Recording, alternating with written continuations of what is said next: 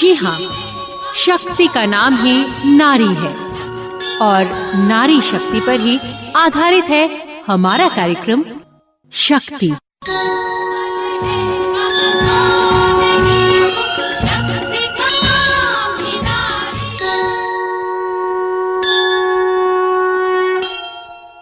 स्वागत है आप सभी का 90.4 city Montessori school community radio पर। हमारा ये कार्यक्रम नारी शक्ति श्रृंखला है सतत विकास लक्ष्य यानी सस्टेनेबल डेवलपमेंट गोल्स का। इस श्रृंखला के अंतर्गत जो विषय है वे सभी एक टूल किट का हिस्सा है, जिसका निर्माण यूनेस्को नई दिल्ली एवं यूनिसेफ नई दिल्ली के सहयोग से किया गया है। इस टूल किट में 17 विभिन्न विषय है।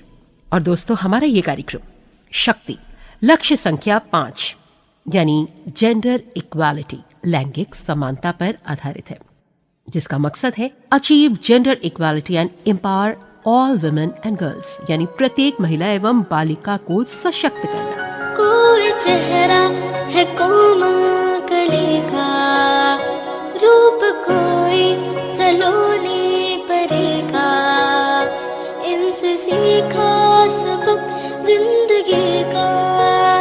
बेटियां तो है लम्हा खुशी का, बेटियां तो है लम्हा खुशी का। ये अगर है तो रोशन जहां है, ये ज़मीन है आसमां है वजूद इनसे ही आदमी का।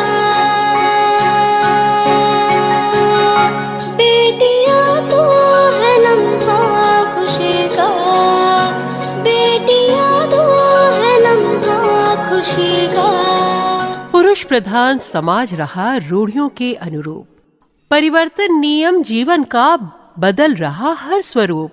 आज उड़ान भरी है देखो, सपने हो साकार, धीरे धीरे रूप को अपने दे रही वो आकार।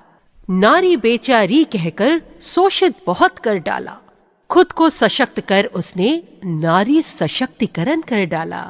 जी हाँ दोस्तों, ये जो कविता आज मैंने आपको पढ़कर सुनाई है हमारे आज के अंक में पूरी तरह से फिट बैठ रही है। पूछिए क्यों? दोस्तों, आज अपने इस कार्यक्रम नारी शक्ति में हम बात जिनसे करने जा रहे हैं वो है एक मिसाल, वो है रेशमा बानो जी। जी हाँ, रेशमा बानो जी हमारे सीएमएस से जुड़ी है एज अ गार्जियन। जिस तरीके से सिटी मॉन्टेसरी स्कूल सिर्फ बच्चों का ही नहीं बल्कि बच्चों के माता पिता एवं उनके परिवार को भी साथ जोड़ता है और उनके व्यक्तित्व में निखार लाने की कोशिश करता है, आज ये एक एग्जाम्पल है। आज का हमारा ये अंक इसी का उदाहरण है। सीएमएस से जुड़ने के बाद जिस तरीके से रेशमा बानो के व्यक्तित्व में निखार आया, चलिए उन्हीं से जानते हैं। आज हमारे बीच में है रेशमा जी। रेशमा जी को हम लोगों ने सीएमएस फैमिली से ढूंढ के निकाला है और रेशमा जी बड़ी एक सशक्त महिला के रूप में हम लोगों को दिखाई दी।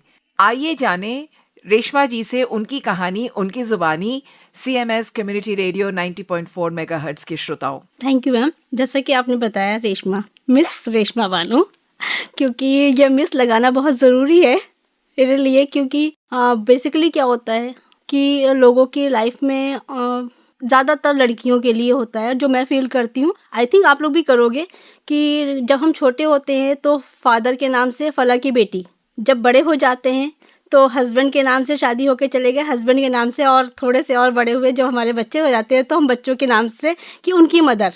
तो मेरी लाइफ में छोटी थी तो बेटी थी पापा की, लेकिन अभी तक आज मैं रेशमा हूँ और बहुत प्राउड है इस चीज़ का मुझे कि मेरे नाम के आगे किसी और नाम की ज़रूरत नहीं है। मैं खुद में अपनी एक पहचान हूँ और सफ़र शुरू हुआ था मेरा भी बचपन से ही। जैसे कि मैम ने बोला कि सीएमएस से मिली हूँ। हाँ, मैं सीएमएस से मिली हूँ और मेरा एक ड्रीम था बचपन में कि मुझे सीएमएस में पढ़ना है। मैं पढ़ नहीं पाई थी और उससे पहले जब मैं स्कूल नहीं गई हूँ, जब बच्चे ABCD नहीं जाते थे, बिल्कुल छोटी थी, तो पापा के साथ एक डॉक्टर साहब के पास जाया करती थी। जब भी कभी किसी को घर में बीमार हुआ, कोई भी हम लोगों की तबीयत ख़राब हुई, तो मुझे ये लगता था कि मुझे डॉक्टर बनना है, क्योंकि वहाँ पे मैं देखती थी वो लोगों को हेल्प कर रहे हैं, सपोर्ट कर रहे हैं कि लोग ठीक हो रहे हैं। और ये भी डॉक्टर साहब का सब लोग नाम लेते, तो मुझे लगता था काश मैं भी कुछ ऐसा करूं कि मुझे भी लोग मेरे नाम से जाने और मैं लोगों की मदद कर सकूं। इसलिए मेरा एक ड्रीम था कि मुझे डॉक्टर बनना है स्कूल जाने से पहले।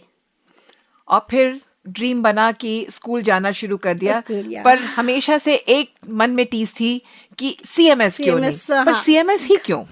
मैम उस वक्त तो क्योंकि बहुत छोटे थे तो इंग्लिश मीडियम हिंदी मीडियम सब नहीं पता था। हम लोग जिस स्कूल में पढ़ते थे वो हिंदी मीडियम था। देन जब मैं जाती थी तो हमारे रास्ते में ही CMS पड़ता था और वहाँ की यूनिफॉर्म मुझे बहुत अट्रैक्ट करती थी। ये तो बड़ी अच्छी बात बताई आपने। एंड बाद में पता खैर। चला कि इंग्लिश मीडियम है एंड बहुत ज़्यादा चीज़ें हैं वहाँ पे, लेकिन तब तक टाइम निकल चुका था और फादर एक्सपायर हो चुके थे। 22 साल हो गए उन्हें एक्सपायर हुए और पिछले 22 साल से हमारी फैमिली में कोई मेल मेंबर नहीं है जो अर्न कर सके। हम सब 4 फीमेल्स की फैमिली। भाई थे लेकिन भाई ने भी लव मैरिज की और बाहर निकल गए। तो फिर ऐसा आपने क्या किया? आपने अपनी पढ़ाई करी, या। साइंस से आपने BSc करा, Yes. और फिर उसके बाद डॉक्टर बनना चाहती थी पर वो हो नहीं हो सकता नहीं था। सकता था। तो फिर आपने क्या काम शुरू किया? बेसिकली मैं पढ़ाई तो की ही। देन उसके बाद जब फादर नहीं रहे 9th क्लास से मैंने ट्यूशन शुरू किए थे। 9th क्लास से पैसे कमाने शुरू किए थे सही मायनों में कहूँ तो, क्योंकि मुझे अपनी पढ़ाई स्पॉन्सर करनी थी। पढ़ाई के बहुत बड़े कीड़े हुआ करते थे एंड नर्सरी टू मम्मी का कोई PG। रोल था? मम्मी का कोई रोल था इसमें? हाँ, मम्मी का रोल था, कह सकते हैं थोड़ा सा निगेटिव था। हाँ, क्योंकि बताइए। मम्मी लड़कियों को स्कूल नहीं भेजना चाहती थी एंड मैं अपने खानदान की पहली पोस्ट ग्रेजुएट हूँ गर्ल्स में। आपने MBA किया है? MBA किया है BSc के बाद, और साइंस साइड से पढ़ने का मकसद सिर्फ इतना था क्योंकि मुझे डॉक्टर बनना था, तो एक वही फील्ड थी, बायो लेना देन आगे करना। उसके बाद जब मैंने CPMT दिया इंटर के साथ एंड मुझे BMS में सिलेक्शन हुआ और मम्मी ने मुझे पटना नहीं जाने दिया कि लखनऊ के बाहर नहीं जाना है, फादर नहीं है, लोग क्या कहेंगे, जो करना है यहीं रह के करना है।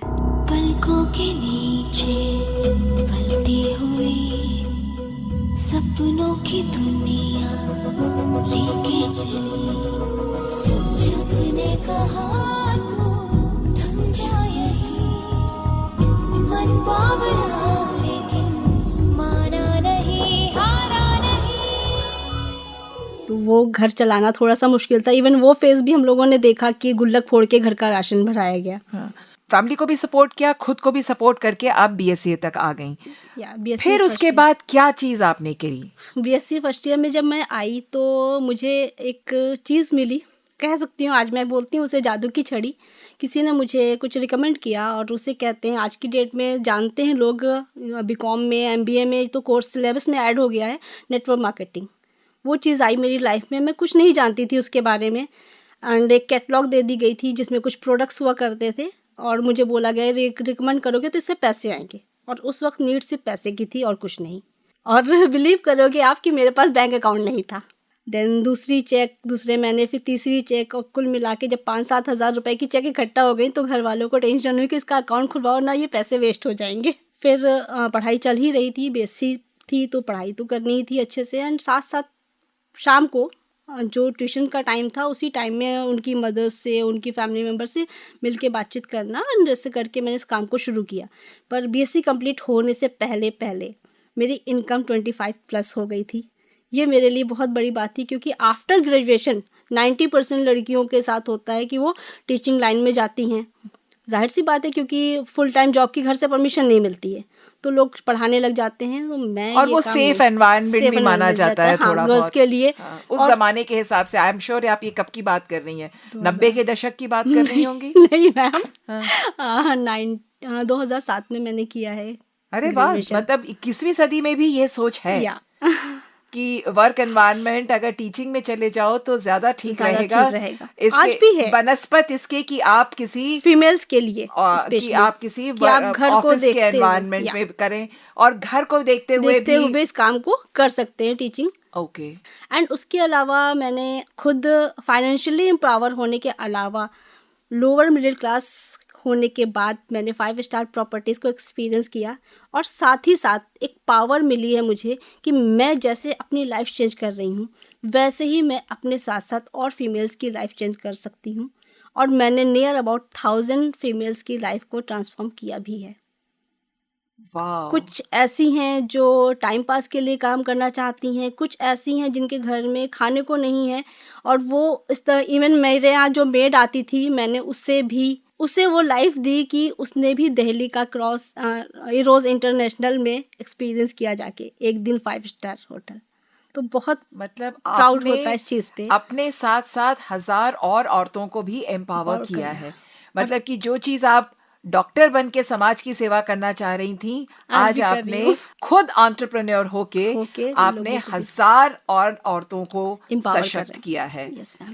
भाषा, चूंकि आप एक कोएड स्कूल में नहीं पढ़ी और आपको हमेशा से ये लगता था कि काश मुझे थोड़ी बहुत अंग्रेजी भी आती, ऐसा कभी लगता है? कोई कमी हमेशा लगता था, क्योंकि टिपिकल हिंदी मीडियम में इवन जो घर के पास गली मोहल्ले के स्कूल होते हैं वहाँ पढ़ाया गया हमें, तो वहाँ पे तो इंग्लिश का कोई भी वो नहीं था।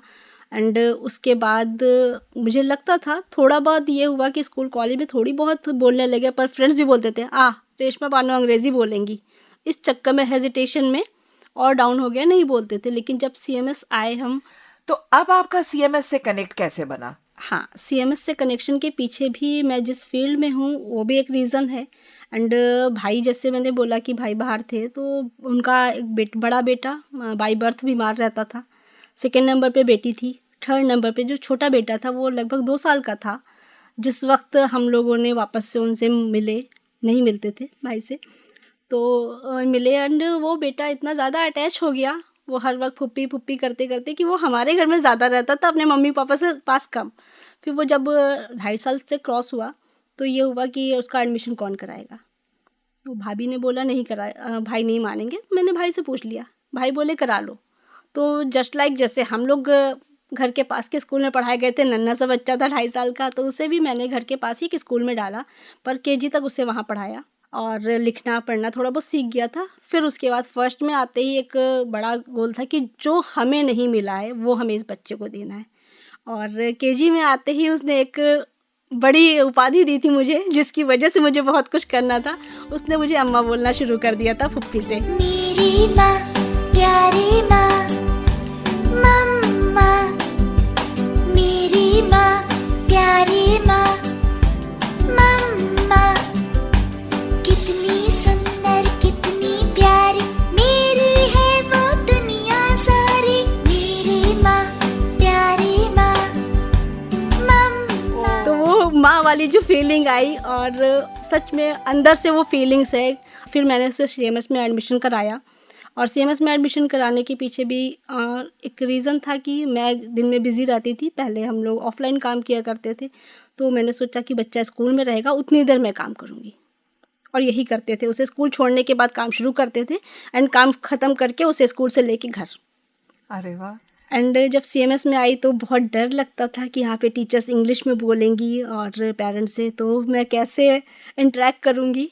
लेकिन यहाँ पे CMS ने बहुत सपोर्ट किया, मैं कंफर्टेबल हो गई यहाँ। और उसका रिज़ल्ट ये रहा कि सबसे बड़ी चीज़ कि जब वो सेकेंड में आया और उससे जब ऑलराउंडर हुआ, तो उसके बाद उसने बोला यहाँ पे मॉडल क्लास में, तो जब माइक दिया गया मुझे बोलने के लिए, तो मैंने कुछ हिंदी और कुछ इंग्लिश बोली। तो उसके बाद उसने बोला, अम्मा प्रॉमिस करिए अगली स्पीच आप पूरी इंग्लिश में देंगी। और फिर पैंडेमिक आ गया लेकिन मैंने उसे प्रॉमिस किया था, तो मैंने पूरी अपनी स्पीच इंग्लिश में रिकॉर्ड करके क्लास 3 की टीचर को भेजी। आपकी लगन तो बेमिसाल है। और CMS की खासियत यह है कि CMS परिवार और स्कूल दोनों को बहुत तालमेल लेके चलता है। ये चीज़ मैंने सच में बहुत ज़्यादा देखी। और स्कूल्स में जहाँ मैं पढ़ी हूँ, मेरी मदर कभी स्कूल ही नहीं गई, PTM नाम की चीज़ क्या होती है उन्हें नहीं पता। लेकिन CMS में मुझे इतना ज़्यादा सपोर्ट और इतना प्यार मिला है कि जब उसको ऑलराउंडर अनाउंस किया गया था और मैं रो रही थी, मतलब फेस से हंस रही थी, आंसुओं से रो रही थी। एंड मैंने जाके बोला फिर दास मैम को कि आपका बेटा ऑलराउंडर है। बोली पता चल गया। आज अफसोस हो रहा है उससे पैदा क्यों नहीं किया। और सच में मुझे अक्सर करके अफसोस होता है कि वो बायोलॉजिकली मेरा सन क्यों नहीं है। उसने मुझे स्टेज पे खड़ा कराया, प्रिंसिपल मैम ने मुझे हार पहनाया, वाइस प्रिंसिपल ने हार पहनाया, तो वो बहुत खुशी की चीज़ है। आपने तो बहुत अच्छी चीज़ मुझे भी बहुत इमोशनल कर दिया है आपने। तो उसकी जब टीचर ने पूछा, सब कुछ पूछती हैं, तो उन्होंने बस एक लाइन पूछी कि हारिस आप क्या बनना चाहते हो। और उसकी जो लाइन थी, उसने बोला गुड ह्यूमन बीइंग। जुग जुग तुम जीना,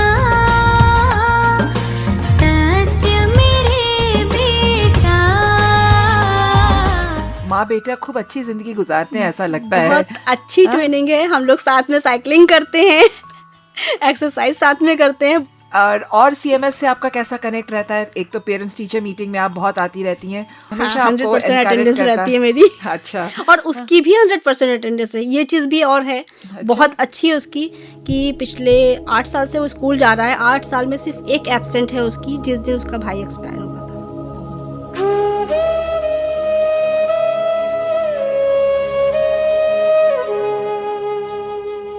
CMS में मुझे सच कहूँ तो मुझे बहुत अच्छा लगता है। जब पहली बार, मुझे पहले तो नहीं पता था यहाँ क्या क्या होता है मदर्स के लिए, और फर्स्ट टाइम यहाँ पे मदर सॉन्ग के लिए पूछा गया कि किसकी किसकी मदर पार्टिसिपेट करेंगी। तो ये घर में स्कूल में मेरा नाम नोट करा के चले आए और मुझे बोला, अम्मा कल आपको मदर सॉन्ग की प्रैक्टिस के लिए जाना है। और मुझे कुछ भी नहीं पता यहाँ क्या है, लेकिन जब मैं यहाँ आई तो और मदर्स को देखा, कुछ पहले से आती रहती थी। देन सृष्टि मैम हैं, बहुत अच्छी टीचर हैं, वो बहुत अच्छी ट्रेनिंग भी हो गई है। और फिर उसके बाद से आज तक फर्स्ट क्लास से पढ़ रहा है वो, आज 5th में है। आज तक कोई भी ऐसा नहीं हुआ कि कभी कोई इवेंट हो और मैं पार्टिसिपेट ना करूं। कव्वाली में पार्टिसिपेट करना है, मदर सॉन्ग में पार्टिसिपेट करना है, और बिल्कुल फैमिली जैसा हो गया है। सब लोग मुझे हारिस की मदर के नाम से कुछ जानते हैं, कुछ ऐसा रेशमा भी जानते हैं स्कूल के अंदर कि अच्छा ये रेशमा है। ये सुन के बहुत अच्छा लगा कि आपने कई सारी लड़कियों को वर्किंग गर्ल्स बना दिया है, लड़कियों को। एंड आफ्टर मैरिज जैसे मोस्टली लड़कियों के साथ होता है ना, कि जॉब छोड़नी पड़ गई, या तो शहर छोड़ा, हस्बैंड दूसरे शहर में है, या डिलीवरी के बाद मोस्टली लोगों को अपनी जॉब छोड़नी पड़ती है। और उसके बाद अगर वो करना भी चाहते हैं 3-4 साल के गैप के बाद, तो वो पोजीशन नहीं मिल पाती। इसलिए मैं उन लोगों के साथ, बेसिकली उन लोगों के साथ काम करती हूँ जो हाउसवाइफ हैं, जो न्यूली मदर्स हैं, कि उन्हें कभी वो पीछे ना रह जाएं। तो उन्हें एम्पावर करने का काम करती हूँ कि अपनी फैमिली को बिना डिस्टर्ब किए आप कैसे खुद को कहीं स्टैंड कर सकते हो, आप अपने लिए स्टेज रिकग्निशन ले सकते हो, आप खुद अर्न कर सकते हो। क्योंकि जो फैमिलीज़ में होता है ना कि बच्चे ने कोई डिमांड की और मम्मा ने बोला पापा को आने दो, तब तो बच्चों के अंदर धीरे धीरे माँ के लिए प्यार कम होता चला जाता है, क्योंकि उन्हें लगता है हर ज़रूरत तो पापा पूरा कर रहे हैं। तो मेरी सिर्फ एक यही सोच है कि माँ इतनी सशक्त हो जाए, बच्चों की जायज़ ज़रूरतों के लिए उसे किसी की तरफ देखना ना पड़े। तो आपके मन में ये बहुत है कि एक औरत को मुकम्मल औरत होना चाहिए। मैं इस चीज़ को भी फोकस करती हूँ कि एक आदमी ही घर का क्यों कमा के लाए, हम अगर इतने कैपेबल हैं, हम उसे उस चीज़ में भी सपोर्ट क्यों नहीं करते। ये तो बहुत ही क्यों उसकी पीठ पे हम लाद देते हैं सब कुछ, बगैर सोचे समझे कि वो कहाँ से ला रहा है, क्या कर रहा है, कितनी मेहनत कर रहा है। सही। अगर हम एक लाइफ पार्टनर है, मैं अनमैरिड हूँ लेकिन ज़्यादातर मेरे ग्रुप में लोग हैं जो मैरिड हैं, तो अगर हम लाइफ पार्टनर का दर्जा ले रहे तो हर चीज़ में पार्टनरशिप क्यों नहीं। रेशमा जी, आप तो वाकई बहुत ही सशक्त महिला हैं। थैंक यू रेशमा जी, आपसे बात करके बहुत खुशी मिली। Thank you so much. बदला है मौसम, अब मिट जाएंगे हम, मिला है यकीन जब से खुद से मिले हम, परिंदे उड़ने लगे, झरोखे खुलने लगे, परिंदे उड़ने लगे, झरोखे खुलने लगे, ये रास्ते मुड़ने लगे, साथी बना है आसमान। वाकई में दोस्तों, रेशमा बानो जी एक सशक्त महिला है, महिला सशक्तिकरण का जीता जागता उदाहरण है। और इनसे बात करने के बाद हम तो बस इतना ही कहना चाहेंगे, कहने को तो है वो बहुत महान, कहने को तो है वो बहुत महान, नारी है नर की खान, फिर भी मिलता नहीं उसको उसका उचित स्थान, फिर भी मिलता नहीं उसको उसका उचित स्थान। आओ हम सब मिलकर नारी का सम्मान करें, उस पर गर्व करे, अभिमान करे, उस पर गर्व करे, अभिमान करे। कैसा लगा आपको हमारा आज का नारी शक्ति का ये अंक? हमें आप जरूर बताइएगा। हमारा पता है कार्यक्रम नारी शक्ति, CMS films and radio division, 10 station road, Lucknow 226001, और हमारा फोन नंबर है 0522, लखनऊ का कोड है ये, उसके बाद डायल कीजिएगा 2637078। तो इसी के साथ अपनी दोस्त सोमा को दीजिए इजाजत नारी शक्ति के आज के अंक से। और हाँ, हमें आपके सुझाव, शिकायत, संदेश का इंतजार रहेगा। सुनते रहिए 90.4 CMS कम्युनिटी रेडियो। याद रखिए, नारी का सम्मान करे, नारी पर अभिमान करे। नमस्कार।